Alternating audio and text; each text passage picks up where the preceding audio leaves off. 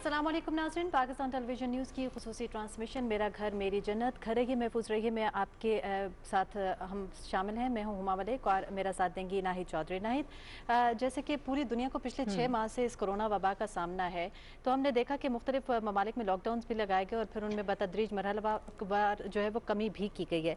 पाकिस्तान में भी कुछ ऐसी सिचुएशन है कि पाकिस्तान में मरहलावार कमी की गई है और अब ये सूरत हाल है कि ये दोहरी जंग हमने लड़नी है कि एक तरफ तो हमने मईशत को भी देखना है और दूसरी जानिब जानों का तहफ़्फ़ुज़ भी जो है वो भी मुक़द्दम बहुत है। ज़रूरी है, बिल्कुल। और पाकिस्तान में इस वक्त जो सिचुएशन है उसके हवाले से भी हम आपको आगाह करेंगे और कर रहे हैं, लेकिन इसके साथ साथ अगर भारतीय पॉलिसीज़ की तरफ नज़र दौड़ाएं तो वहाँ पर कश्मीर में अभी तक सूरत हाल दगरगूं है। अभी तक किसी किस्म की कोशिशें की जा रही हैं। कोविड-19 में पूरी दुनिया इस वक्त जो है वो अपने तहफ़्फ़ुज़ में लेके हुई है, लेकिन मोदी सरकार जो है वो अभी तक कश्मीरियों पर जुल्म और सितम के पहाड़ तोड़े हुए है। इस हवाले से हम गुफ्तगू करेंगे और हमें इस वक्त ज्वाइन कर रहे हैं सरदार मसूद खान साहब। आप सदर हैं आज़ाद जम्मू कश्मीर के। बहुत शुक्रिया सरदार मसूद खान साहब हमें ज्वाइन करने के लिए और आपके वक्त के लिए। सबसे पहले तो मैं आपसे ये जानना चाहूँगी कि इस वक्त की जो सिचुएशन है सर वो क्या है। इस वक्त कोविड-19 की आड़ में भी नौजवानों को शहीद किया जा रहा है, बहुत बुरे हालात है वहाँ पर। सर एग्जैक्टली इस वक्त वहाँ पर क्या हो रहा है? एक मुझे प्रोग्राम में दावत देने का बहुत बहुत शुक्रिया। दूसरे मैं ये कहना चाहता हूँ कि मैं इससे पहले कि मकबूजा कश्मीर के बारे में गुफ्तगू करूँ, मैं ये बताना चाहता हूँ कि आज़ाद कश्मीर में लॉकडाउन कामयाब रहा है और इस वक्त तक जो है जो सूरत हाल वो मैं उससे आप आगाह करना चाहता हूँ कि वो तकरीबन 112 के करीब जो केसेस सामने आए और जिसमें से 77 जो है 77 जो है वो सेहतयाब हो चुके हैं और कोई 34 के करीब जो है वो ज़ेर इलाज है और एक मौत वाक़ई हुई है। तो लॉकडाउन हमारा कामयाब रहा, उसका अच्छा खासा एक मुनज़्ज़म तरीका था जिसे अपनाया गया और यहाँ जो सहूलतें थी, तिब्बी सहूलतें थी, उनको मुहैया किया गया। ये मैं एक वजह से कह रहा हूँ, अभी इसका तकाबुल करने वाला हूँ मकबूजा कश्मीर से कि यहाँ जो भी तिब्बी हमले को जो जरूरतें थी वो पूरी की गई, जो इक्विपमेंट चाहिए था उसे पूरा किया गया। ठीक है। तो और दूसरी ये है कि हम कल जो है नए लॉकडाउन का आगाज कर रहे हैं क्योंकि ईद के करीब करीब जो है वो हुजूम बढ़ जाता है, तो इस वजह से जो है वो इस वबा के फैलने का खतरा जो है। सरदार साहब, ये लॉकडाउन सख्त होगा? अभी जो नए लॉकडाउन की आप बात कर रहे हैं, सुना कि केसेस बढ़ रहे हैं, तो इसके हवाले से भी अगर थोड़ा सा हमें बता दें आप। मतलब ये जैसे शुरू में लॉकडाउन हुआ था उससे होगा, उससे मिलता जुलता होगा क्योंकि असल में बात है कि जो लॉकडाउन में नरमी की गई है, स्मार्ट लॉकडाउन, उसे लोगों को समझने में थोड़ी दिक्कत है क्योंकि वो फिर बाजारों में आ जाते हैं और वही रेल पेल शुरू हो जाती है, वही हुजूम दोबारा से इकट्ठे होना शुरू हो जाते हैं। तो इस वजह से ये एहतियाती तदबीर इख्तियार की जा रही है कि पहले तो हम कामयाब रहे, कहीं ये ना हो कि हम जो है आने वाले दिनों में दोबारा से इस वबा का ज्यादा वसी पैमाने पे शिकार हो। अच्छा, अभी मैं आपके सवाल की तरफ आता हूँ। तो आपने कहा कि मकबूजा कश्मीर में सूरत हाल बहुत ही खराब है। असल में 9 माह से वहाँ पहले से मुहासरा है और वो मुहासरा जो है उसे मैंने मुहासरा जानबूझ के कहा है, उसे लॉकडाउन नहीं कहा। लॉकडाउन जो है उसे वो हम अपनी जबान में नाकाबंदी या तालाबंदी कहेंगे, लेकिन ये जो लॉकडाउन जो मुहासरा जिसका मैंने कहा है, इसका मकसद ही लोगों को गुलाम बनाना, उनसे उनकी ज़मीनें छीनना, उनसे उनके हुकूक छीनना, नौजवानों को चुन चुन कर मारना। तो वहाँ जो इस वक्त का लॉकडाउन है, जिसे मेडिकल लॉकडाउन जिसे हम कहते हैं कोविड-19 के हवाले से, इसका मकसद है जाने बचाना और उस मुहासरे का मकसद था लोगों को मारना। तो मतलब ये आप इसमें मुकाबला कर सकती हैं। अच्छा, तो इस वक्त जो कश्मीर जो है वो दोहरे 13 लॉकडाउन से गुजर रहा है। 13 मैंने इसलिए कहा कि आप देखिए कि पिछले कई बरसों से जो है मकबूजा कश्मीर हाल बहुत ही तशवीशनाक है। नौजवानों को मारा जा रहा था, उनकी और तमाम आबादी से उनकी आंखें छीनी जा रही थी पहले फायरिंग शॉटगन की वजह से, और उन्हें जेलों और कैद खानों और सोबत खानों में डाल के उन्हें तशद्दुद का निशाना बनाया जा रहा था। तो उसके ऊपर ये जो मुहासरा आया है और फिर जो है फौजियों की तादाद भी बढ़ा के 9 लाख के करीब कर दी गई। तो जब इन दो जो पहले से लॉकडाउन थे या मुहासरे थे उसके ऊपर तीसरा लॉकडाउन आया तो सूरत हाल और भी बिगड़ने लगी। अब मैं आज़ाद कश्मीर से मुकाबला करता हूँ कि वहाँ जो है मेरा ख्याल है कि इस वक्त जो है वहाँ कोई तकरीबन 1150 के करीब केसेस हो चुके हैं, 13 अमवात वाक़ हो चुकी हैं, लेकिन वहाँ जो सबसे शिकायत की जा रही है वो ये कि लोगों के पास जो है पीपीईज मौजूद नहीं है, मास्क मौजूद नहीं है, सैनिटाइजर मौजूद नहीं है, वेंटिलेटर मौजूद नहीं है। और चूंकि कश्मीर की आबादी को भारतीय जनता पार्टी और राष्ट्रीय स्वयंसेवक संघ दोनों जो है वो दुश्मन आबादी समझते हैं, लिहाजा उनका उस तरीके से ख्याल नहीं रखा जा रहा जैसे बाकी हिंदुस्तान में रखा जा रहा है। ठीक। तो इसलिए एक तो ये है, और दूसरे ये है कि आपको पता है कि भारत के अंदर राष्ट्रीय स्वयंसेवक संघ और भारतीय जनता पार्टी दोनों मुस्लिम दुश्मन पॉलिसियां इख्तियार किए हुए हैं। तो उसी की झलक जो है, उसकी बहुत ही भयानक झलक जो है वो आपको मखसूस जम्मू और कश्मीर में नजर आती है। तो ये भी एक जो वबा है जिसकी वजह से कश्मीर आहिस्ता आहिस्ता मखसूस जम्मू कश्मीर जो है वो कोरोना वायरस हॉटस्पॉट बन रहा है। और दूसरा ये है कि वो लोग, उनको ये खदशा है कि वो बिल्कुल जानवरों की तरह मारे जाएंगे अगर उनका ख्याल न रखा जाए।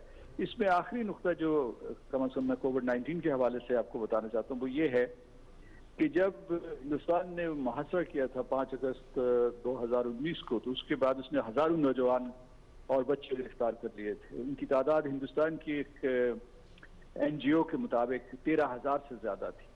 अब वो लोग जो हैं मुख्तलिफ कॉन्सेंट्रेशन कैंप्स में रखे हुए हैं, कुछ मखसूसा जम्मू कश्मीर में, कुछ हिंदुस्तान में मुंतकिल कर दिए गए हैं। तो 6 बैनुल-अक़वामी तहरीकों ने उनसे अपील की थी हिंदुस्तान की हुकूमत से, काबिज अफवाज से, कि भाई इनको रिहा करो, क्योंकि जिस किस्म की फैसिलिटीज में ये रह रहे हैं वहाँ जो है कोविड-19 के फैलने का बहुत शदीद खतरा है। ठीक है। तो लेकिन हिंदुस्तान ने इस अपील का जवाब नहीं दिया। तो ये तो कोविड-19 के हवाले से हुए। दूसरा ये है, अगर कोई आपसे सवाल पूछना चाहती है, वरना मैं यही जो गुफ्तगू का सिलसिला जारी रखता हूँ। सर, मैं आपसे ये जानना चाह रही हूँ कि यूरोपियन पार्लियामेंट की अभी जो एक रिसर्च रिपोर्ट आई है वो किस हद तक आप ये समझते हैं कि पॉजिटिव साबित होगी एक्सपोज करने में इंडिया का इस वक्त जो वहाँ पर जो नैरेटिव है, जो आइडियोलॉजी चल रही है? क्योंकि उसमें कहा गया है कि जो कॉन्सेप्ट ऑफ डेमोक्रेसी था, जो टॉलरेंस लेवल था, रूल ऑफ लॉ था, इंटरफेथ हार्मनी था, इस सब को रिप्लेस कर दिया गया है हिंदू सुप्रीमेसी में। तो सर, इसको आप किस कदर पॉजिटिव ले रहे हैं?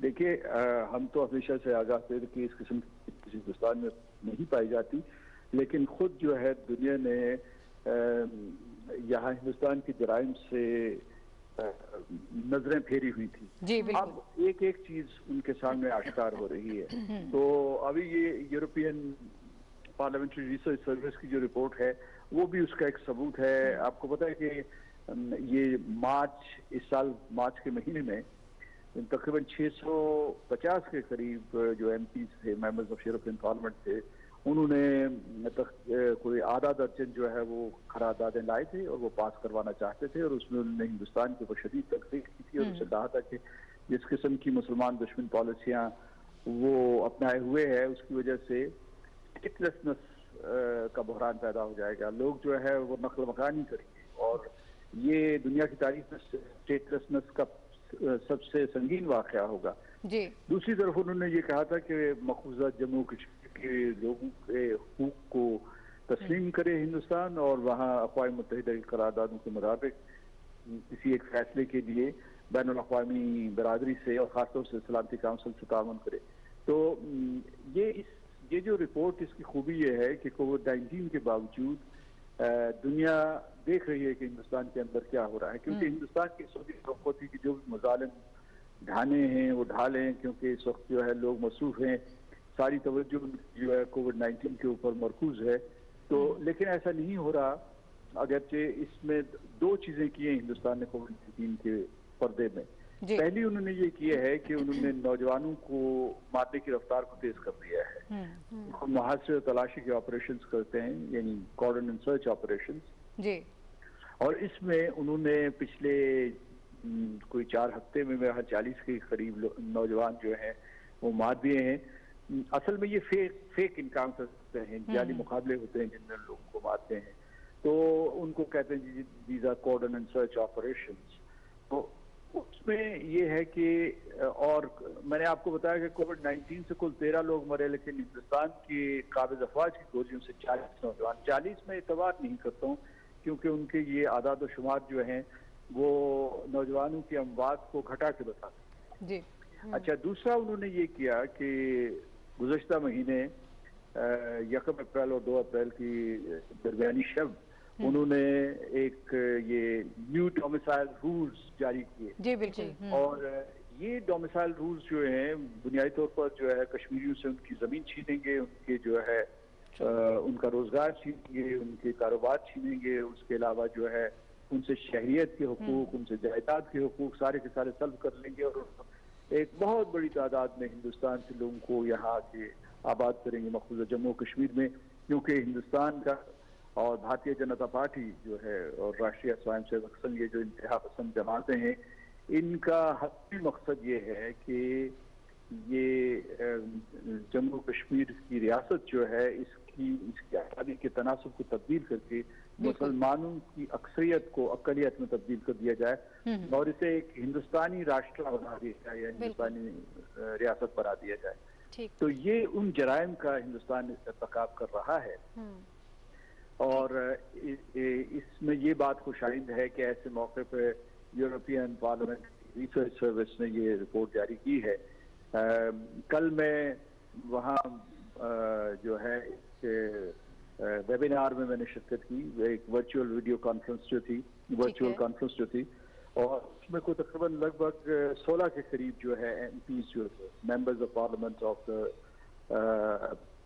ब्रिटिश पार्लियामेंट जो है वो मौजूद थे और वो तीनों जमातों से थे, कंजर्वेटिव से थे और लेबर पार्टी से थे, एसएनपी से भी थे।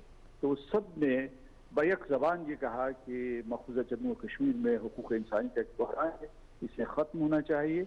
और दूसरे उन्होंने ये कहा कि वहाँ कश्मीरियों को उनका हक़ खुद इरादियत मिलना चाहिए। इस सिलसिले में अक़वाम मुत्तहिदा को और दूसरे मुताल्लिक़ा बैनुल अक़वामी इदारों को अपना किरदार अदा करना चाहिए। ठीक है सर, इस पे भी बात करेंगे। मसूद खान साहब ये बताएगा कि भारत की तो हठधर्मी बढ़ती चली जा रही है, पूरी दुनिया को कोरोना का सामना है, लेकिन पहले तो भारत ने गैर कानूनी इल्हाक के जरिए जो है कश्मीरियों से उनकी शहरियत के हुकूक छीने, उसके बाद अब उसका रुख जो है वो नेपाल की जानिब हो गया, नेपाल की सरजमीन पर कब्जे करने पर तुला हुआ है। कहाँ जाती देख रहे हैं आप सूरत हाल? उसके तमाम हमसाया ममालिक से, भारत के तमाम हमसाया ममालिक के साथ ताल्लुकात गए हैं।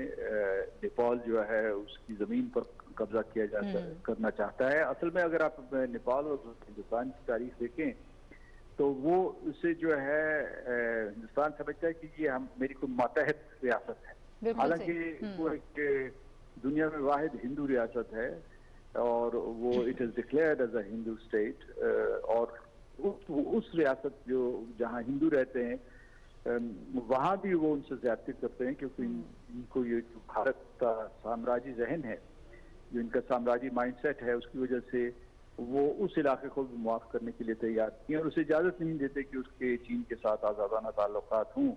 और उसके जो नेपाल है उसके लिए अहकाम दिल्ली से जारी होते हैं, लेकिन वहाँ शदीद मज़ाहमत है दिल्ली की साम्राज्य पॉलिसी के खिलाफ। दूसरी ये है कि उसके बांग्लादेश से ताल्लुकात जो है वो खराब हुए हैं, क्योंकि उसमें जो बांग्लादेशी मुसलमान रहते थे वहाँ आसाम में और दूसरी जगहों में, उनको जो है निकालने के लिए एक मंसूबा बनाया और उसके बाद जो है उनने फिर जो है ये शहरी तरमीमी बिल पास करवाया और फिर नेशनल रजिस्टर एक बनाने वाले थे सिटीजन्स का। तो कहने का मतलब ये है कि सिर्फ पाकिस्तान से नहीं, तमाम हमसाया ममालिक के साथ ताल्लुकात खराब है। ठीक है सरदार साहब, सर ये कहिएगा कि बुरहान वानी के बाद तहरीक को एक नया मोड़ हमने देखा कि मिला और अभी तक जो है वो जज्बा जो है वो बाकी है, तहरीक जो है वो कभी दम नहीं तोड़ती है। रियाज नायकों के बाद हमने देखा कि फिर लोग जो हैं एक नए जज्बे के साथ बाहर निकल आए हैं। क्या ये अंडरस्टैंडिंग अब वहाँ पर मौजूद नहीं है कि आप कश्मीरियों को गुलाम बनाकर नहीं रख सकते हैं? मोदी सरकार को इस बात की समझ नहीं आ रही है। और दूसरा एक बहुत अहम इस वक्त इशू पूरी दुनिया जो है वो फेस कर रही है, कोविड-19 से हर कोई निपटने की तैयारी कर रहा है, तो इसमें थोड़ा मुश्किल हो जाता है कि लाइमलाइट में इस इशू को रखा जाए। सर इसके लिए हमारी क्या स्ट्रैटेजी होनी चाहिए, आप लोग क्या कर रहे हैं? इस हवाले से मैं चाहूंगी कि जरा हमें बता दीजिएगा। दो पहलू आपने उजागर किए हैं। एक पहला ये कि जी कश्मीरी जो है इतने अरसे से जारी रखे हुए हैं लेकिन उन्होंने हार नहीं माने, उन्होंने सरेंडर नहीं किया, उन्होंने हथियार नहीं डाले। और ये कश्मीर की तारीख है, ये जिद्दोजहद जो है ये तकरीबन 200 साल से जारी है। पहले जो है महाराजा के खिलाफ थी, यानी जो भी ये डोगरा डायनेस्टी थी उसके खिलाफ थी, और 1947 से हिंदुस्तानी साम्राज्य के खिलाफ। और अब तक जो है 1947 से अब तक जो है तकरीबन 500,000 लोग अपनी खुद जानों की कुर्बानियां दे चुके हैं। तो इसमें मैं ये कहना चाहता हूँ कि कश्मीरियों ने कसम खाई हुई है कि जब तक उनको आज़ादी नहीं मिल जाती, जब तक उनको अपने हुकूक नहीं मिल जाते, जब तक वो अक़वाम मुत्तहिदा की क़रारदाद पर अमल दरामद नहीं हो जाता या किसी भी जमहूरी फार्मूले के जरिए उनके सियासी मुस्तक़बिल का फैसला नहीं कर लिया जाता, वो तब तक दम नहीं लेंगे। वो कभी भी यानी मतलब ये अपने तहरीक आज़ादी कश्मीर को तर्क नहीं करेंगे। तो ये हिंदुस्तान की खाम ख्याली है कि 9 लाख फौजियों को यहाँ बिठा के लोगों को बेघर करके, उनकी ज़मीनें छीन के, उनके खेत खलियान तबाह करके वो किसी तरीके से खिलाफ कर लेगा। तो ये उसकी खाम ख्याली है और उसको ये ख्वाब कभी पूरे नहीं हो सकते। दूसरा आपने ये कहा कि पाकिस्तान की सिलसिले में क्या हिकमत अमली है। पाकिस्तान की जो है, और मैं आज़ाद कश्मीर दोनों की ये कहूँगा कि हमारा जो है 5 अगस्त 2019 से पहले भी और उसके बाद भी हमने हमेशा कोशिश की है कि इस मसले को सियासी, सिफारती और सफारती सतह पे हल किया जाए। इस सिलसिले में हमारा आज भी ये मौक़िफ़ है कि अफ़गान क़रारदादों के ऊपर अमल दरामद किया जाए। 5 अगस्त के बाद जब हिंदुस्तान का जुल्म बढ़ा तो सारी दुनिया जाग उठी और दुनिया के ज़राए इब्लाग ने हिंदुस्तान को निशाने तनक़ीद बनाया और कश्मीर की रुदाद पूरे दुनिया के ऐवानों में गूंजने लगी और दुनिया की बड़ी बड़ी पार्लियामेंट्स में इसे ज़ेर बहस लाया गया। तो इसमें ये हुआ कि उसमें उस वक्त जो पाकिस्तान की स्ट्रेटजी थी वो ये थी कि आप बैनुल-अक़वामी बरादरी से, जो उसमें अक़वाम मुत्तहिदा शामिल है, वहाँ 50 साल के बाद सलामती काउंसिल में कश्मीर के ऊपर बहस व तनहीस हुई, अगरचे पस पर्दा हुई और उसके बाद भी सेशंस हुए। तो लेकिन ये है कि दुनिया ने कश्मीर के ऊपर तवज्जो देना शुरू कर दी। उसमें बरतानवी parliament, European parliament, US Congress शामिल हैं, फ्रेंच पार्लियामेंट, इनका मैं बराह रास्त मुशाहिदा कर चुका हूँ। उसके अलावा ये है कि दुनिया के हुकूक जितनी तंजीमें हैं उन्होंने हिंदुस्तान से मुतालबा किया कि वो अपने जारहाना इक़दाम वापस ले और उसके बाद कश्मीरियों के हुकूक को तस्लीम करे। हम लोगों का जो बुनियादी जो स्ट्रेटजी थी वो दुनिया के साथ राब्ता था और दुनिया जो है इस मसले के सिलसिले में अपना किरदार अदा करने के लिए तैयार थी।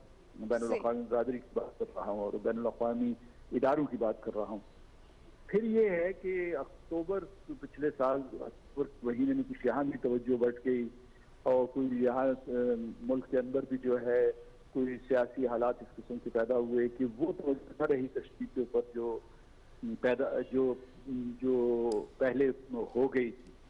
और उसके बाद ये है कि फिर दुनिया में जो है कोई और वाक़यात रूनुमा होना शुरू हो गए की वजह से, यानी जो हो रहा था, या अमेरिका में जो सदर ट्रंप से मुताल्लिक़ प्रोसीडिंग्स हो रही थी इम्पीचमेंट की, मुआखज़े की। ठीक है सर, तो मैं ये कहना चाहता हूँ कि ये जो कोविड-19 आया उसकी वजह से और बदीज़ पर्दा जो है वो कश्मीर के ऊपर डल गया। हमारा इस वक्त जो है स्ट्रेटजी है कि इस वक्त जब सारी दुनिया की तवज्जो बटी हुई है या दूसरे अमूर से, दूसरे मामलात से हटी हुई है, तो ऐसी सूरत हाल में कश्मीर को जिंदा रखा जाए, क्योंकि हिंदुस्तान का ये मकसद ये है कि मैंने आपको बताया कि उसने जिस तरीके से शब खून मारा गुज़श्ता महीने और कश्मीरियों से उनके बुनियादी हुकूक शहरी। ठीक है सर, आप बिल्कुल दुरुस्त कह रहे हैं कि जो इक़दाम किए जा रहे हैं इसको लाइमलाइट पे रखने के लिए वो इस वक्त कारगर भी साबित हो रहे हैं। सर, 2 चीज़ें और हैं, मैं चाहूँगी कि सरदार साहब उनको क्लियर कर दीजिएगा।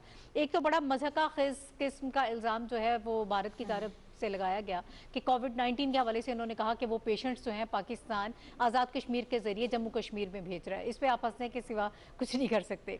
और इसके अलावा ये कहा जा रहा है कि कुछ नई तंजीमें वहाँ पर तश्कील पा रही हैं और पाकिस्तान उनकी सरपरस्ती कर रहा है। इसके हवाले से मैं चाहूँगी कि आप इसको कैसे रिस्पॉन्ड करते हैं, इसको बता दीजिएगा। और फॉल्स फ्लैग ऑपरेशन के हवाले से भी कुछ एक्सपेक्टेशंस इस वक्त हैं कि शायद कोई ऐसा ऑपरेशन भी किया जा सकता है, तो क्या हम तैयार हैं उसके लिए? जी, ये सिर्फ उन्होंने ये झूठ नहीं बोले, बल्कि झूठों का एक पलंदा है। मसलन ये उन्होंने कहा, ये जो आपने कहा कि कोविड-19 पेशेंट्स आज़ाद कश्मीर भेजे जा रहे हैं, तो ये कहा कि आज़ाद कश्मीर से कोविड-19 पेशेंट्स जो है वो लाइन ऑफ कंट्रोल के पास भेजे जा रहे हैं।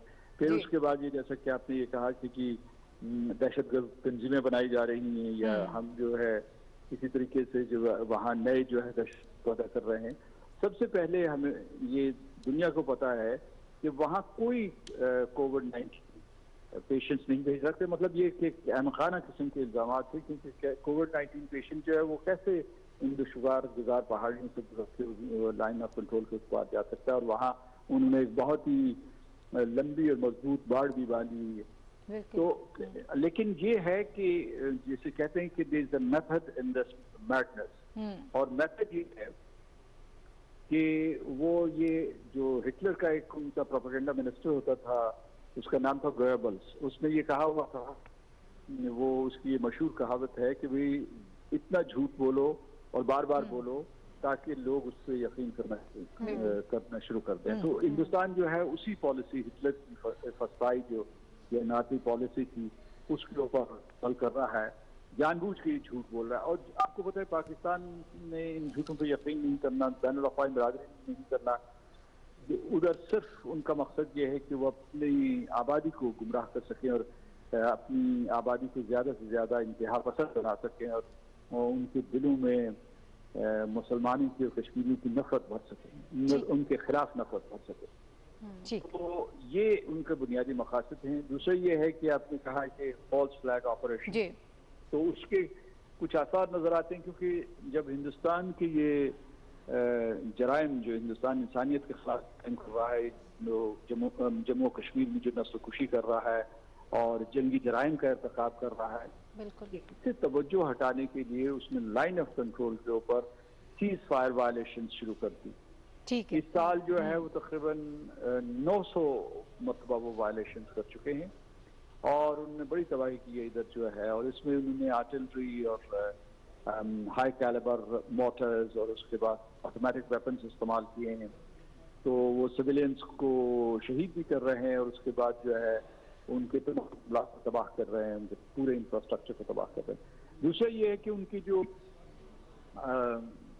इंटेलिजेंस एजेंसीज के चीफ्स हैं, और उसके बाद जो उनके अफवाज हिंदुस्तान की जो कायदीन हैं या मिलिट्री कमांडर्स हैं, और उनकी सियासी क़यादत, उनका एक गठजोड़ है, और वो गाहे बगाहे ये बयान देते रहते हैं कि वो आज़ाद कश्मीर के ऊपर हमला करेंगे और गिलगित बल्तिस्तान को वापस लेंगे।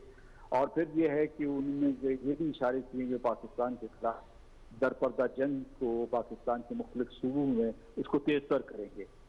जो इसका सबसे वाज़ेह इशारा वो ये है कि उन्होंने गुज़श्ता बरस एक फॉल्स फ्लैग ऑपरेशन किया था पुलवामा में, वो उसी किस्म की किसी हम तैयारी कर रहे हैं, ताकि कोविड-19 से फायदा उठाते हुए वो पाकिस्तान के ऊपर लगाएं, और उसके बाद जो है बैनुल-अक़वामी बिरादरी जो है उसके सिलसिले में किसी रद्द-ए-अमल का भी ना इज़हार कर सके। अच्छा, आपने कहा कि हमारी तैयारी कैसी है, तो अफवाज पाकिस्तान, पूरे पाकिस्तान के लोग और आज़ाद कश्मीर के लोग तैयार हैं, और हिंदुस्तान ने अगर इस किस्म की मुहिम जो की तो उसे बहुत नुकसान उठाना पड़ेगा। और माजी में भी जो उनके ऑपरेशन थे वो जाली थे, 2016 का हो या गुज़श्ता बरस जो है वो यहाँ चंद दरख्तों को निशाना बना के वापस चले गए थे। ठीक है, बहुत शुक्रिया। सरदार मसूद खान साहब हमारे साथ मौजूद थे, प्रेसिडेंट आज़ाद जम्मू कश्मीर, और किसी भी किस्म के फॉल्स फ्लैग ऑपरेशन के हवाले से उन्होंने कहा कि आसार नज़र आते हैं। ये हो सकता है कि पुलवामा अटैक की तरह का कोई जो है वो अटैक किया जाए, या कोविड-19 की आड़ में इस किस्म के इकदाम किए जाएँ कि एक मरतबा फिर वो पाकिस्तान को निशाना बनाने की कोशिश करें। कश्मीर, जम्मू कश्मीर की जो सूरत हाल है वो हम सबके सामने है कि वहाँ पर दिन ब दिन सूरत हाल जो है ख़राब की जा रही है। कोविड-19 को भी इस वक्त नहीं देखा जा रहा, बल्कि उसकी आड़ में और जो इल्ज़ाम इल्जामात लगाए जा रहे हैं मुसलमानों पर वहाँ पर कि ये यहाँ पर वायरस को फैला रहे हैं। ये तो ना ही झूठे प्रोपेगेंडे भारत की जानिब से हमेशा देखने में आए, लेकिन ये बज़ाहिर उनकी दिल की तसल्ली होती है। लेकिन देखना ये कि कश्मीरी अवाम के साथ जो हक़ खुद इरादत का वादा किया गया है अक़वाम मुत्तहिदा की जानिब से, वो कब तक पूरा होगा? हमारे साथ आगे हैं जी जी बिल्कुल, कुछ और भी हम बात करेंगे, केपीके के हवाले से भी बात होगी। और इस वक्त हुमा जो है पूरे मुल्क में हमने देखा कि लॉकडाउन जो है उसको नर्म कर दिया गया है और इस हवाले से सनतें भी खोल दी गई हैं, ट्रांसपोर्ट भी खोल दी गई है, मुख्तलिफ मराहिल में है अभी ये सारी चीज़ें। इस वक्त हमें ज्वाइन कर रहे हैं सैयद गाजी गजन साहब, और सैयद गाजी साहब जो हैं ये special assistant to CM KPK हैं और इनका ताल्लुक ज़िला और अक्सई से है, MPA हैं। ये हमें वहाँ के हालात ज़्यादा बेहतर तरीके से बता सकेंगे। अस्सलाम वालेकुम गाजी साहब।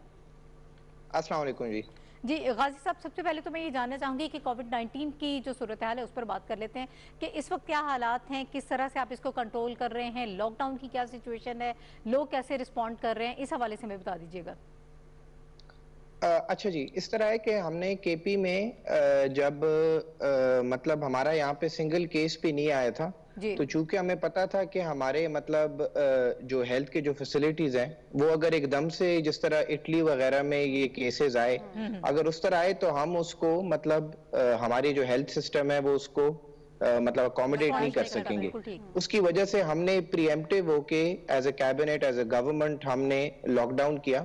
हमने अपने SOPs बनाए, हमने अपने सिस्टम्स, अपनी जो टेस्टिंग कैपेसिटी थी उस वक्त हमारी 0 थी, उसको हमने इन्हांस किया। अभी हम इंशाल्लाह मतलब 1500 से 2000 पे खड़े हैं और इंशाल्लाह मजीद हम आगे जाके हमारा इरादा है कि 5000 डेली टेस्टिंग कैपेसिटी पे हम इसको लेके जाएं ओवर टाइम। तो ये सारे जो इकदामात थे जो हमने शुरू में ही ले लिए, उसकी वजह से हमें फायदा ये हुआ कि जो स्पाइक हम एक्सपेक्ट कर रहे थे, मतलब KP के अंदर पहले स्पाइक हम कर रहे थे कि वो अप्रैल में आएगा, मिड अप्रैल से लेट अप्रैल में गया, फिर अब मई में आ गया है और माशाल्लाह अभी तक वो स्पाइक हमें देखने को नहीं मिली। तो वो यही वजह है। लेकिन ऑब्वियसली हम एक मतलब गरीब ममालिक हैं, तो हमारे पास ये ऑप्शन नहीं है कि हम इनडेफिनेटली जिस तरह के वेस्टर्न ममालिकों में उन्होंने लॉकडाउन महीनों लॉकडाउन रखा, वो हमारे पास ऑप्शन नहीं है, क्योंकि हमारा यहाँ पे रोजगार की जो बुरहान है फिर वो भी है, तो उसको भी हमने मद्देनजर मतलब नजर में रखना है। तो उसकी वजह से अभी हम गवर्नमेंट को खोल रहे हैं, लेकिन हम स्मार्ट लॉकडाउन के तरीके से कर रहे हैं, जहाँ पे टेस्ट हम करते जाएंगे और जहाँ पे जरूरत होगी तो वहां पे हम दोबारा लॉकडाउन जो है उस छोटे से नेबरहुड या उस UC को हम फिर लॉकडाउन करेंगे। अच्छा, ये बताएगा कि आवाम का ताउन किस कदर हासिल है आपको लॉकडाउन को सख्त करने में या लॉकडाउन को नरम करने में, स्मार्ट लॉकडाउन लगाने में? वो जी वेरी करता है। कुछ जगहों में हमें बड़ी अच्छी रिस्पांस मिल रही है, बल्कि लेकिन फिर कुछ ऐसे जगह हैं जहां जाहिर बात है या कम्युनिकेशन गैप है या कल्चरली एक चीज जो सदियों से एक कल्चर के अंदर इनग्रेन होता है, उसको एकदम से चेंज करना जो है वो इतना आसान नहीं है, स्पेशली गिवन जो हमारे एजुकेशन लेवल्स वगैरह हैं। तो उसके बेसिस के ऊपर ये मेरे ख्याल से हमें मिक्स्ड मिल रहा है। कुछ जगहों में हमें काफी अच्छी रिस्पांस भी देखने को आ रही है, लेकिन कुछ जगहों में बिल्कुल आई विल एडमिट कि हमें मजीद जो है वहां पे हमें कोऑपरेशन की जरूरत है। ठीक है गाजी साहब, ये कहिएगा कि स्मार्ट लॉकडाउन के नतीजे में अब तो टेस्टिंग कैपेसिटी भी बढ़ गई, इस वक्त जो सिचुएशन है क्या केसेस बढ़ रहे हैं? इस हवाले से एक तो मुझे बता दीजिएगा, और दूसरा ये बताएं कि ट्रांसपोर्ट जो है वो आज से खोलने जा रहा था पंजाब और KP के, कुछ मसाइल अभी भी चल रहे थे, उसके हवाले से हमें बताएं। ताजिर बरादरी किस तरह से बिहेव कर रही है? वो लोग चाहते हैं कि 24 घंटे कारोबार को खोल दिया जाए ताकि ये ईद के दिनों में लोग चूंकि बहुत ज्यादा शॉपिंग भी करते हैं और पूरा सीजन होता है उनको, तो उसमें कुछ फ्लेक्सिबिलिटी हो सकती है।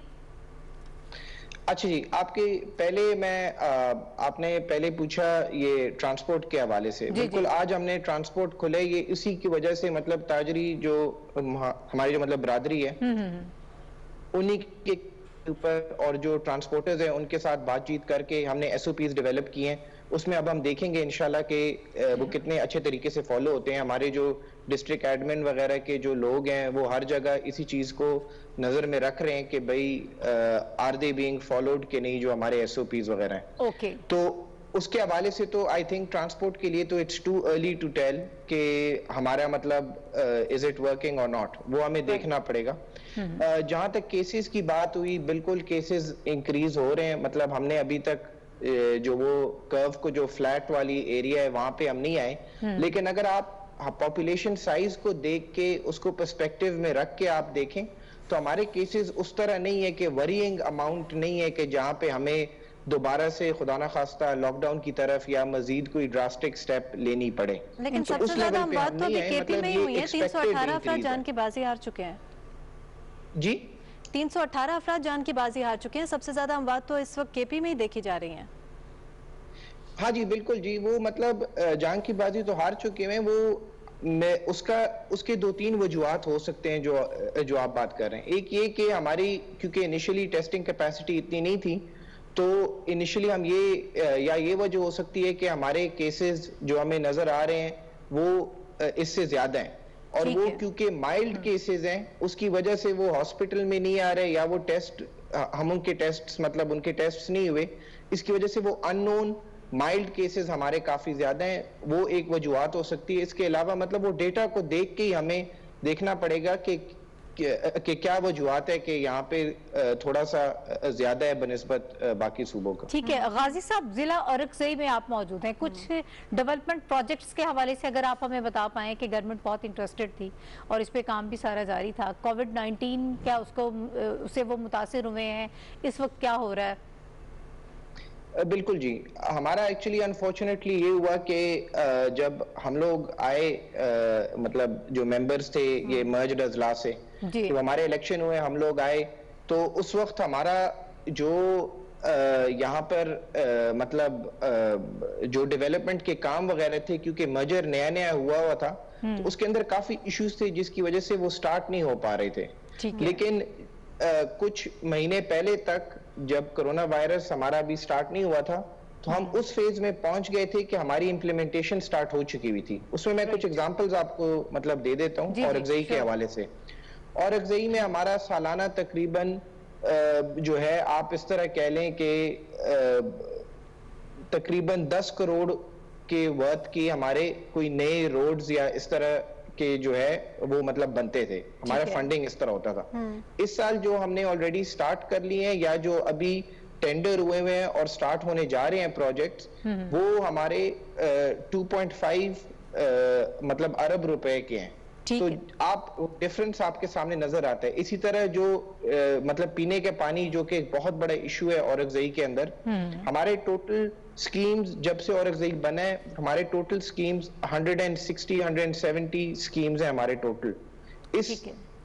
ये मतलब इस साल के अंदर और अगले साल इन दोनों को मिला के हम 70 मजीद स्कीमें बनाने जा रहे हैं। मतलब 50% इंक्रीज हमें देखने को मिल रही है वहां पे। तो इसी तरह हर चीज के अंदर अभी थोड़ा सा कोरोना वायरस की वजह से ऑब्वियसली थोड़ा सा काम स्लो हुआ है, वो काम रुक गया है। लेकिन जैसे जैसे हम दोबारा कंस्ट्रक्शन सेक्टर खोल रहे हैं, स्पेशली खास तौर पे ईद के बाद से इंशाल्लाह ये कंस्ट्रक्शन के जो काम है वगैरह वो हमें दोबारा देखने को मिलेंगे, क्योंकि औरंगजेब वगैरह में हमें उस तरह के केसेस नजर नहीं आ रहे जो बाकी जगहों में। हमारे अभी तक टोटल औरंगजेब में 9 केसेस कोरोना वायरस के आए हैं और मौजूदा वक्त में वहां पे 0 केसेस हैं। ठीक है, माशाल्लाह। तो इसकी क्या वजह आप देख रहे हैं? मतलब केसेस अगर नहीं आ रहे तो बड़ी खुशाइंद बात है, ऐसे क्या चीज़ है वहां पर जो बाकी भी इम्प्लीमेंट करनी चाहिए? ये जी एक्चुअल में 2 वजूहत हैं। कोरोना वायरस की अगर आप नेचर देख लें तो ये शहरों के अंदर या जहाँ पे कंजेशन ज्यादा होती है, आबादी ज्यादा होती है, ये वहां पे तेज फैलते हैं। तो औरंगजेब क्योंकि देहात है, रूरल एरिया है, गांव दूर दूर हैं, उसकी वजह से वो स्प्रेड हमें देखने को नहीं मिलती। दूसरा, हमने हुकूमत ने बड़ा अच्छा काम ये किया है कि जो भी आ रहे हैं औरंगजेब की एंट्रेंस के ऊपर ही हमने ये जो क्वारंटीन फैसिलिटीज हैं हमने बनाए हैं। तो जो भी बाहर से आता है उसकी हम डिस्ट्रिक्ट की एंट्री होने से पहले उसका हम उसके हम ट्रियाज करते हैं, चेक करते हैं, और अगर जरूरत हो जो भी पेशेंट बाहर से भी आते हैं उसको हम तो क्वारंटीन सेंटर में रखते हैं ताकि वो स्प्रेड ना हो। तो हमारी अभी तक माशाल्लाह औरंगजेब के अंदर कम्युनिटी स्प्रेड 0 हुई है। तो ये जो 9 केसेस भी आए हैं ये हमारे बाहर से आए हैं, औरंगजेब के अंदर स्प्रेड हमने नहीं होने दी। ठीक है, ये कहिएगा सईद गाजी साहब के इस वक्त तो जाहिर है कि ये सारे प्रोजेक्ट्स जिनका आप जिक्र कर रहे थे बड़ी ज़बरदस्त इनिशिएटिव हैं जो गवर्नमेंट इस वक्त ले रही है। कोरोना की वजह से थोड़े से वो मुतासिर हुए हैं, आगे फ्यूचर में क्या एक्सपेक्टेशंस हैं? अभी तो ये कहा जा रहा है कि कोरोना के साथ अब आपको जीना सीखना चाहिए, तो कब तक आप एक्सपेक्ट करते हैं कि ये सारी जो एक्टिविटीज़ हैं ये बहाल हो जाएंगी और ये प्रोजेक्ट्स हैं फिर दोबारा से हमें नज़र आएंगे? हमने जी ऑलरेडी स्टार्ट ले ली है। जब से हमने कंस्ट्रक्शन इंडस्ट्री जब से खुली थी तो वहां पे हमने स्टार्ट लिया। फिर हमने एक इशू, फिर जाहिर बात है रमजान है तो रमजान के अंदर थोड़े से लेबर का वैसे भी थोड़ा सा स्लो हो जाता है काम, तो ईद के बाद इंशाल्लाह फुल फोर्स में ये काम जो है ये हमें नजर आएंगे। एक हमारा और बहुत बड़ा इशू था जब हम लोग आए थे, क्योंकि मर्जर एकदम से इतनी तेज रफ्तार में हुआ कि उसके पीछे जो बैकग्राउंड वर्क था वो अनफॉर्चुनेटली पिछली हुकूमत में नहीं किया गया था। फॉर एग्जाम्पल आपको मैं एक मिसाल दे देता हूँ, अब लैंड एक्विजिशन का आप देख लें, हमारे वहां पे मर्ज अजला में लैंड के रिकॉर्ड्स नहीं है, तो अगर आपने डेवलपमेंट काम करना है, आपने जमीन खरीदनी है, उसके ऊपर फिर कोई हुकूमती जो चीजें होंगी या जो बिल्डिंग्स होंगे या स्कूल होंगे, अस्पताल होंगे, वो फिर बनेंगे। लेकिन हमारा लैंड लॉ जो केपी के अंदर था वो मर्ज अजला में वो मतलब इम्प्लीमेंटेबल नहीं था। उसकी वजह से फिर हमने हम नया उसको ऑर्डिनेंस लेके आए हैं, एक नया बिल लेके आए हैं, वो हमने पास करवाया है। तो अब जब लैंड एक्विजिशन भी हो सकेगी तो इंशाल्लाह ये जो डेवलपमेंट काम है इसमें मजीद हमें तेजी नजर आएगी। ठीक है, बहुत शुक्रिया। सैयद गाजी गजन साहब हमारे साथ मौजूद थे, special assistant to CM KP K, और ख़ास तौर पर औरक्सई के हवाले से बात कर रहे थे कि वहाँ पे जो मर्जर के बाद हमने देखा कि गवर्नमेंट जो है बहुत सारे डेवलपमेंट प्रोजेक्ट्स जो है उसका आगाज़ कर दिया गया था, बहुत फंड भी दिया गया था। कोरोना की वजह से कुछ सूरत हाल जो है वो ख़राब हुई, लेकिन उसका दोबारा से स्टार्ट ले लिया गया है और दोबारा से वो सारे प्रोजेक्ट्स जो हैं वो शुरू कर लिए गए हैं। तो इंशाल्लाह हम ये कह सकते हैं कि फ्यूचर में जल्द ही उस पर भी आगाज़ हो जाएगा और इसको काबू करने के लिए जो कोशिश तो की जा रही है, लेकिन वो इलाके जो पसमानदा इलाके हैं या जिनको फोकस किया हुआ था गवर्नमेंट ने, ये एक अच्छी खबर है कि वहाँ पर दोबारा सरगर्मियाँ जो है ये तमाम एक्टिविटीज़ इनका आगाज़ हो चुका है। सेगमेंट के इस हिस्से का वक्त हमारा खत्म हो गया और इसके बाद दोबारा आपसे मुलाकात होती है। फिल वक्त हुमा मलिक और नाहिद चौधरी को इजाज़त दीजिए। अल्लाह हाफ़िज़।